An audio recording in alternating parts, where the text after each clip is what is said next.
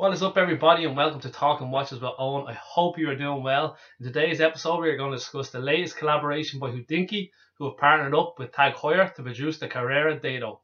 No point waiting around, let's roll that intro.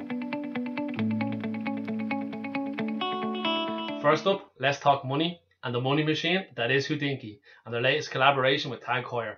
The Tag Heuer Carrera Dato limited edition for Hodinkee. Well, I think this is a beautiful watch, and I'll talk more about that later. First, we need to talk numbers.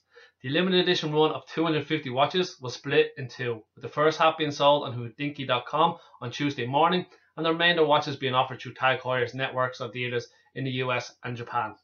Okay, so let's do some quick maths. 125 watches priced at $7,250 equals total sales of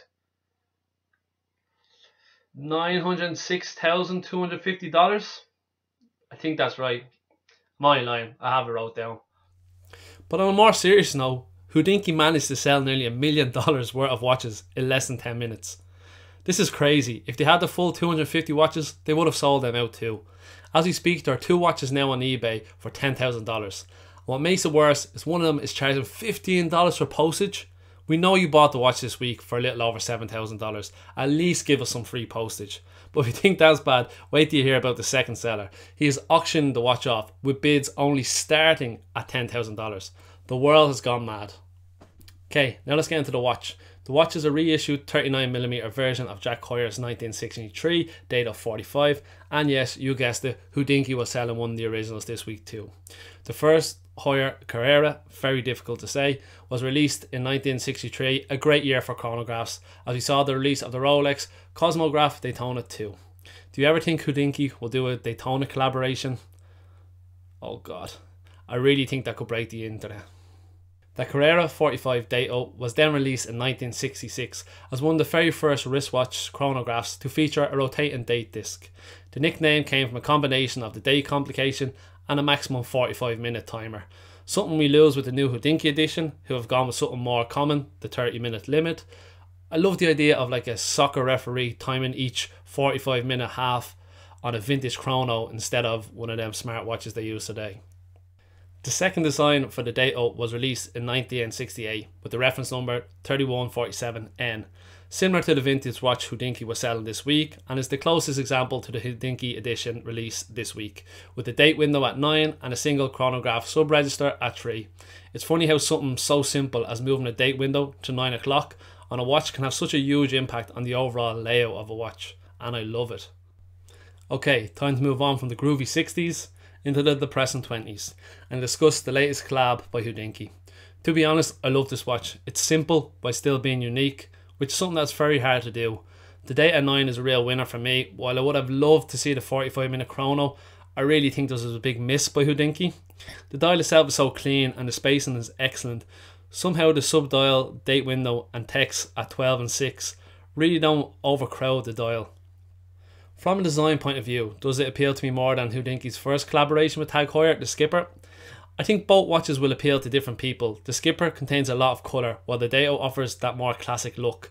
But if I was put on the spot, I'd probably pick the Dato just because I feel it suits a lot more occasions and therefore will get a lot more wear. The watch itself contains an in-house caliber 02 movement with an 80 hours power reserve, a column wheel and a vertical clutch.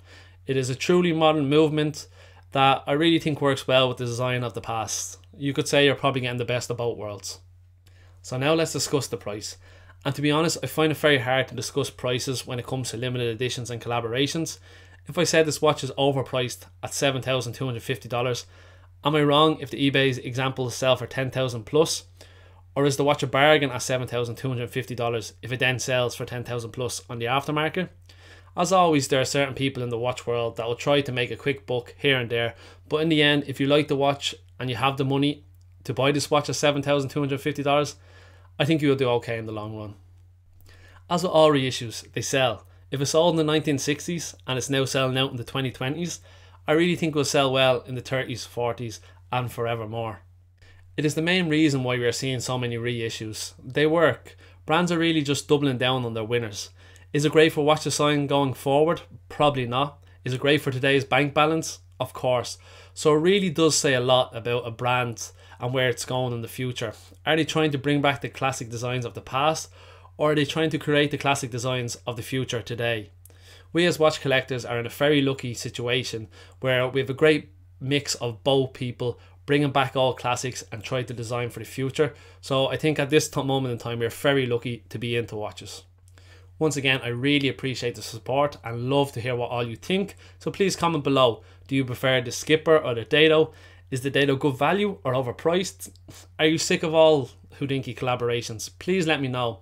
And most important, please hit that subscribe button. It really does mean a lot to me and the channel. So on that note, enjoy your weekend and I'll see you soon.